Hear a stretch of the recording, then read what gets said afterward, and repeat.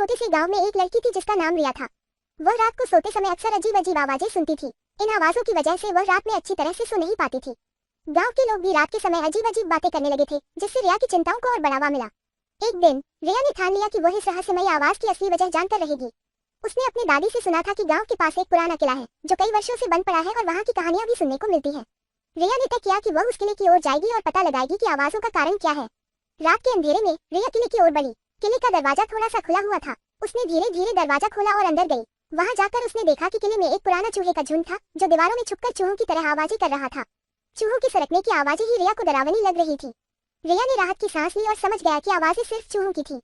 उसने किले से बाहर आकर गांव वालों को बताया कि उन आवाजों का कोई भूतिया कारण नहीं था, बल्कि ये सिर्फ चूहों की आवाजें थी।